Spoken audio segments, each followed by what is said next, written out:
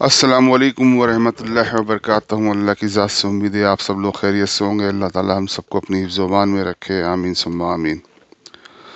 آج سب سے پہلے تو میں تمام امت مسلمہ کو مبارک ہو کہ یونائٹڈ نیشن کے اندر لا پاس ہو گیا ہے کہ 15 کو جو ہے نا وہ اپنا اسلام فوبیا کا ڈے منایا جائے گا ہر سال، اور اس میں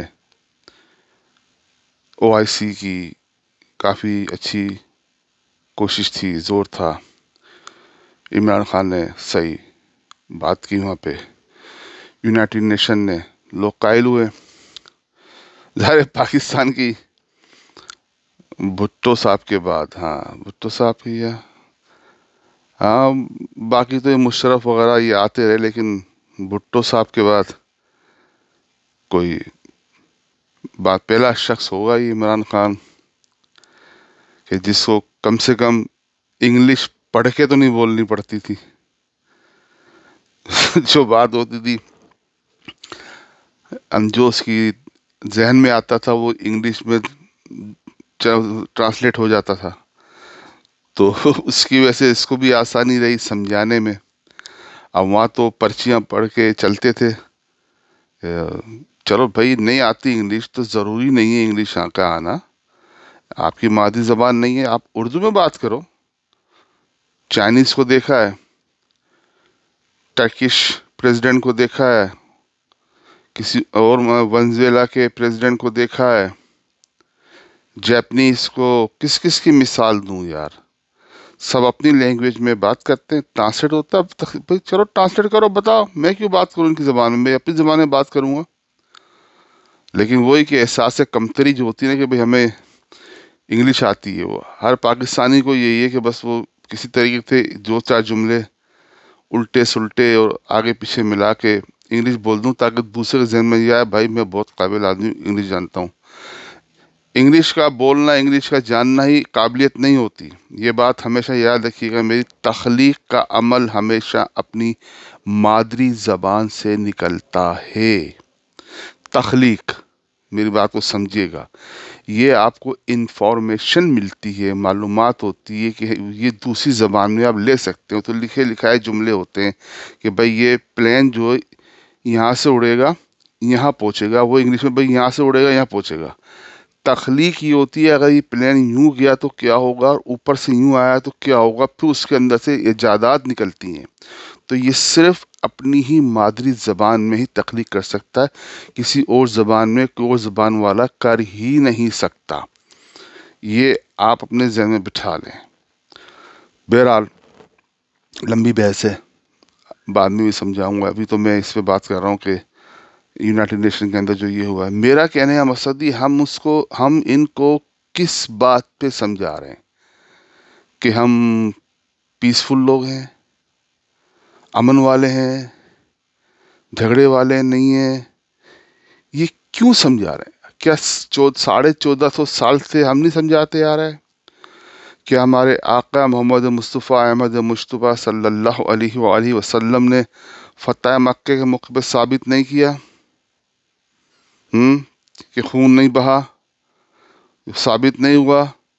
حضرت عمر فاروق رضی اللہ تعالیٰ نے فلسطین کی جو فتح کیا بیت المقدس کو، ثابت نہیں ہوا بغیر خون بہائے؟ پھر آپ سلطان صلاح الدین ایوبی، ان کو دیکھیں آپ، سب کو نکل جانے دیا کہ جس کو جو بھی لے کے جانا چاہے اپنا دولت، سونا چاندی، وہ اس سے کوئی تعارض نہیں کیا جائے گا، لے جائے۔ تو لے جانے لگے، لوگوں نے پوچھا یہ تو ساری دولت چلی جائے گی، آپ ان کو روکو، لوٹو ان کو۔ تو سپاہیوں نے کہا ہم امن کے پیغمبر ہیں، ڈاکو نہیں ہیں ہم۔ یہ اس کے بعد بھی سمجھانا ہوگا کہ بھائی ہم پیسفل ہیں۔ پھر ریسنٹ ہسٹری، سلطان محمد فاتح نے پرانا قسطنطنیہ نیا استنبول فتح کیا، سب کو معافی دے دی کہ نہیں تم جس بھی ریلیجس میں ہو کوئی فرق نہیں پڑتا، تمہاری جان مال عزت آبرو کی حفاظت کی جائے گی۔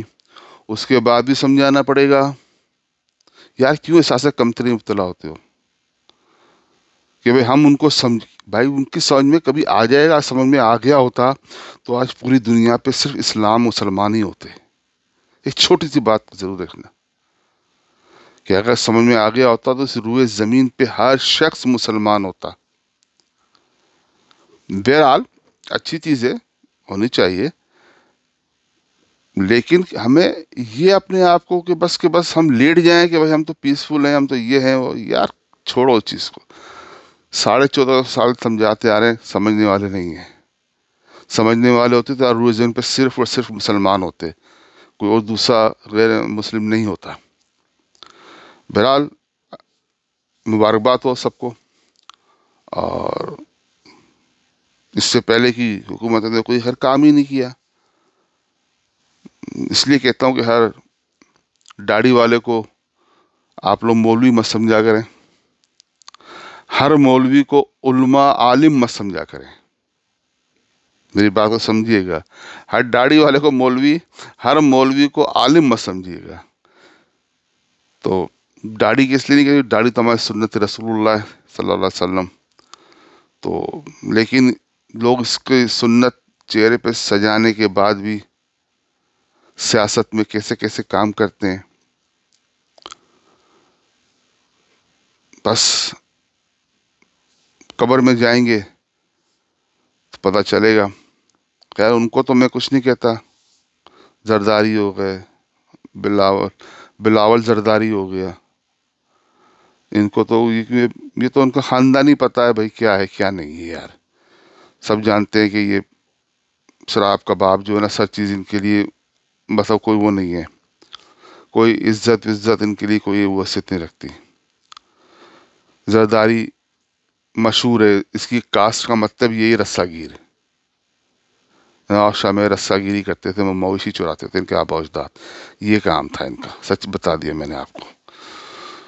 बाकी रहा नवाज शरीफ, चलो वो झूठी सही कौम को बेवकूफ़ बनाने के लिए हरम में जाके तस्वीर भेजते थे, भाई मैं उम्रा कर रहा हूँ, मैं मस्जिद नबी सल्लल्लाहु अलैहि वसल्लम में बैठा हुआ हूँ, देखो मुझे, मैं नेक आदमी हूँ। ये शो करने के बाद दुनिया कौम को झूठी बातें बताने के बाद भी तो तुम्हें इस बात पे शर्म आनी चाहिए, तुम इस तरह जो है ना काम करते हो।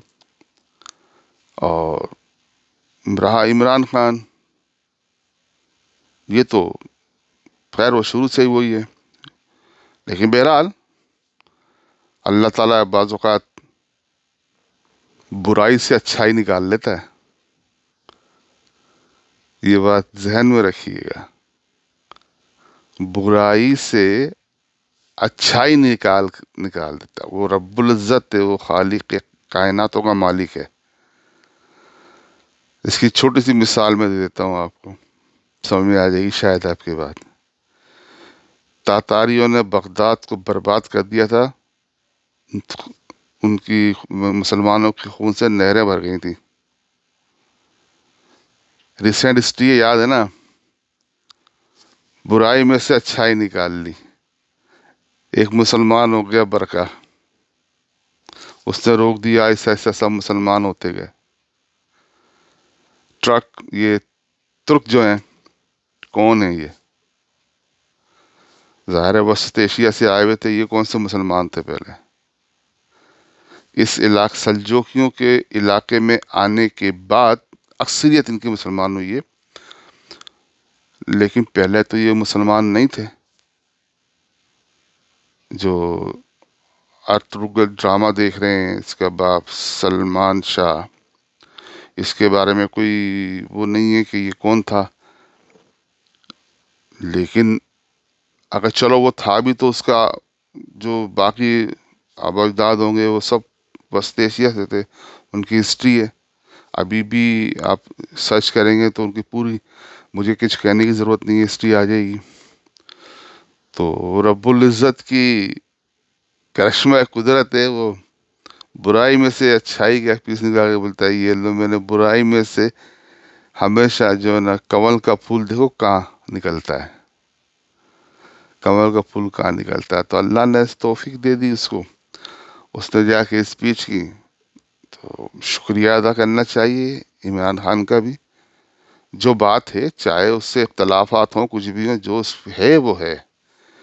یہ تو 35 40 سے اتنی لمبی لمبی داڑیاں رکھ کے اور خانہ کعبہ کی اور ہے نا مسجد نبی صلی اللہ علیہ وسلم کے سامنے کی پکچریں فیس بک پہ میڈیا کو دیتے، لگاؤ یہ لگاؤ. ہیں، انہوں نے کچھ نہیں کیا. ان کو توفیق ہی نہیں دی اللہ نے. اللہ نے ان کو توفیق ہی نہیں دی. ان کی بات میں نہیں کرتا تھا داڑھی وغیرہ کی، پھر میں کہہ رہا ہوں، لیکن ظاہر کرتے تھے نا ہم بہت نیک ہیں. تو اللہ نے ان کو ذلیل کرا دیا. اللہ بڑی شان والا ہے، بہت شان والا. اللہ تعالیٰ ہم سب پہ اپنا رحم و کرم فرمائے. بلال یہ بات یاد رکھیے گا، آج کل کی صورتحال جو ہے نا پاکستان کی اچھی نہیں ہے. کوشش ہونی چاہیے تھی کہ یہ معاملہ تھوڑا سا آگے چلا جاتا، لیکن ظاہر ہے اب اربوں روپے لگے ہوئے ہیں. پتہ ہے، جانتے ہیں، میرے یہاں سے کئی جاننے والے وہ گئے اسلام آباد وہ وہاں پہ ناچ گانا کر رہے ہیں. تو وہ کیوں گئے وہی مجھے پتا ہے. بہرحال یہ سب سیاست ہے، کہتے نا گندا ہے پر دھندا ہے. اللہ تعالی ہم سب کو اس گندی سیاست سے محفوظ رکھے اور ہم پہ اپنا فضل و کرم عطا فرمائے. ہمیں ایسے لوگوں سے بچائے، کیونکہ اگر ہم ابھی بھی نہیں سدھرے تو یاد رکھیے ہماری پکڑ بہت سخت ہوگی، خاص کر پاکستانیوں کی. ہم نے کس نام پہ یہ ملک لیا تھا اور کن ناموں کو ہم نے ان پہ مسلط کر دیا، پھر بھی ہوش نہیں پکڑ رہے. بہرحال اللہ تعالیٰ ہم سب کا حامی و ناصر ہو. اپنی دعا میں ہمیں یاد رکھیے گا. انشاءاللہ جلدی ملاقات ہوتی ہے اگلی ویڈیو میں. السلام علیکم ورحمۃ اللہ وبرکاتہ.